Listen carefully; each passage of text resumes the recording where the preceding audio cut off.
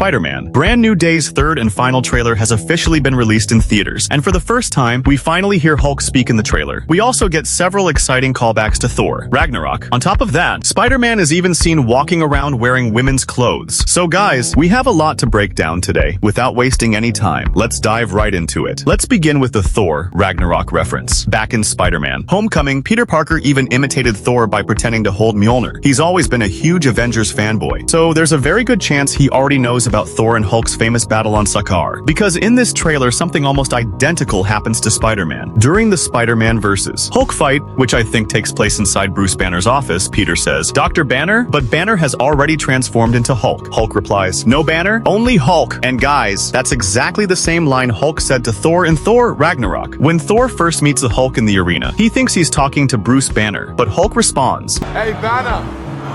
No Banner, only Hulk. This clearly suggests that Hulk has completely taken control, meaning this isn't Professor Hulk anymore. Instead, we're getting the return of Savage Hulk. The trailer also shows Spider-Man using Shocker's gauntlet to land an energy punch on Hulk, which feels like a cool parallel to Thor's lightning punch in Thor Ragnarok. Even Iron Man tried stopping Hulk with powerful punches using the Hulkbuster armor in Age of Ultron. So it looks like Peter has done his homework. Before fighting Hulk, he probably researched every major Avengers battle to figure out how other heroes tried to stop him. Next, we get a brand new scene between Spider-Man and William Magziger. Magziger tells Peter, "You're the only one who can sense this ability, and you're the only one who's immune to it." This is the same mysterious ability we've seen jumping from one person's mind to another throughout the trailer. And we all know Sadie Sink is playing Jean Grey. After Spider-Man emerges from his mysterious web cocoon, the changes in his DNA likely make him immune to Jean Grey's telepathic abilities. Now, in the comics, Spider-Man isn't actually immune to Jean Grey's telepathy. But since this is a much younger version of Jean who's still learning how to use her powers, controlling Spider-Man's mind could simply be beyond her abilities. Hulk is the biggest example of that. Jean successfully forced Bruce Banner to transform into Hulk, but once Hulk takes over, she can no longer control him. Right now, neither Bruce Banner nor Jean Grey is controlling Hulk. Only Hulk is in charge. Even in Marvel Comics, controlling Hulk's mind has always been extremely difficult. For example, when Doctor Strange erased everyone's memories of Peter Parker in the comics, Bruce Banner forgot Peter's identity, but Hulk still remembered everything. That's why many fans are expecting a similar scene in this movie, where Hulk recognizes Peter Parker even after everyone else has forgotten him. Next, we get new footage from Spider-Man's battle against the Hand. Peter jokingly tells the ninjas, "Guys, can you come one at a time? I can't fight all of you together." Of course, that's exactly what ends up happening. All the ninjas attack him simultaneously. But thanks to his newly evolved powers and enhanced senses, Spider-Man effortlessly dodges every weapon they throw at him. For example, in one scene, he watches a blade flying toward him in slow motion. Watching this instantly reminded me of Tobey Maguire's Spider-Man. Remember when Flash Thompson threw a barrage of punches at Peter after he got bitten by the spider? Peter experienced everything in slow motion. Sure, that was the first time Tobey's Peter experienced his new powers. And now, this Peter is going through something very similar after his own evolution. Everything feels new to him. Everything surprises him. Just imagine how unbelievably fast Spider-Man is going to be in this movie. The Hand is even using electrified swords, but Spider-Man easily dodges them all before trapping every single ninja inside a massive organic web tornado. That entire fight sequence is going to be absolutely incredible. We also get another brand new scene from Spider-Man's fight with the Punisher. Peter lands on top of Punisher's van during the tank chase sequence. Punisher pulls out a shotgun to intimidate him. Spider-Man instantly webs the shotgun and sticks it to the roof of the van. Punisher laughs, pulls out another shotgun, but Peter immediately webs up the barrel. Punisher still pulls the trigger anyway, blasting Spider-Man off the vehicle. At that moment, Peter realizes this isn't someone he can reason with. He delivers a powerful kick, crashes into the van, and throws Punisher outside. I think this scene will slowly begin building the partnership between these two characters. Then we get another incredible Spider-Man vs. Hulk sequence. Hulk starts climbing up the side of a building. Spider-Man covers Hulk and almost the entire wall with multiple web strands trying to pin him in place. You can clearly see dozens of web lines attached across Hulk's back. But come on, you can't stop Hulk that easily. He literally tears the entire building apart before crashing down. We even see Spider-Man riding on Hulk's back during the fight,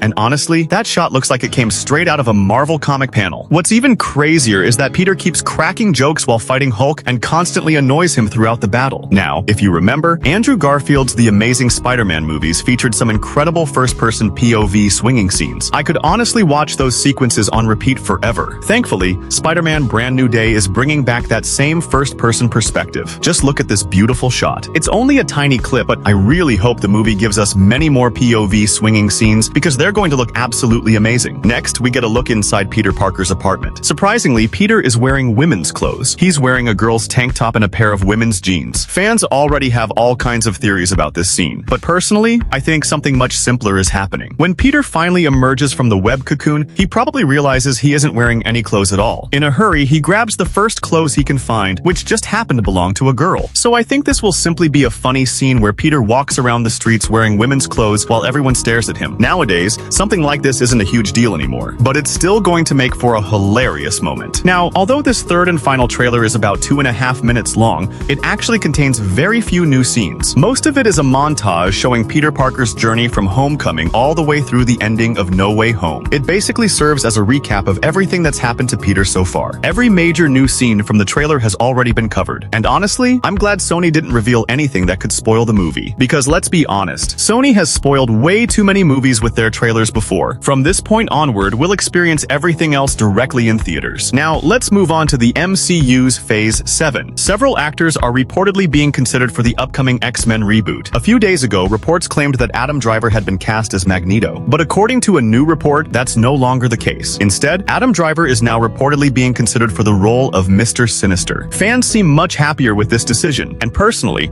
I completely agree. I think he fits Mr. Sinister much better than Magneto. Another rumor claims that Bill Skarsgård, the actor who played Pennywise, is being considered for Professor X. Cooper Hoffman is reportedly in talks for Cyclops. Kaylee Spaney is being considered for Rogue, and Charles Melton is reportedly being looked at for Hank McCoy, also known as Beast. So guys, what do you think about these casting rumors? Let me know your thoughts in the comments, and tell me just how excited you are for the Mutant Saga and the upcoming X-Men reboot. If you enjoyed today's video, don't forget to leave a like and subscribe to the channel because we bring you awesome Marvel updates every single day. Overall, I think this third and final trailer did exactly what a final trailer is supposed to do. Instead of revealing major plot twists, it focused on building excitement while giving us a few fresh action scenes. Personally, I'm really happy that Sony didn't spoil the movie this time. We got just enough new footage to keep fans talking, but not enough to ruin the surprises waiting for us in theaters. What impressed me the most was the balance between action, humor, and emotion. Spider-Man fighting Hulk, taking on the Hand, facing Punisher, and at the same time making jokes during battle. That's the classic Spider-Man we've always loved. On top of that, the return of first-person POV swinging shots and the introduction of organic webbing make this movie feel fresh while still respecting previous Spider-Man films. If Marvel delivers everything the trailer is teasing, this could easily become one of Tom Holland's best Spider-Man movies. As for my personal opinion, the thing I'm looking forward to the most is definitely Spider-Man's evolution and his fight against Savage Hulk. Those scenes look absolutely insane, and I can't wait to see how Peter handles an opponent who is stronger than almost every Avenger. I'm also really curious to find out how Jean Grey's powers connect to Peter's transformation and whether this movie is secretly laying the foundation for the Mutant Saga. And finally, these X-Men casting rumors have made me even more excited for the future of the MCU. If Marvel gets the casting right, Phase 7 could introduce one of the strongest superhero teams we've ever seen on the big screen. But that's just my opinion. I want to know what you guys think. Which scene from the trailer are you most excited for? And which rumored X-Men casting do you like the most? Let me know down in the comments. If you enjoyed this breakdown, don't forget to leave a like, subscribe to the channel, and I'll see you in the next Marvel update.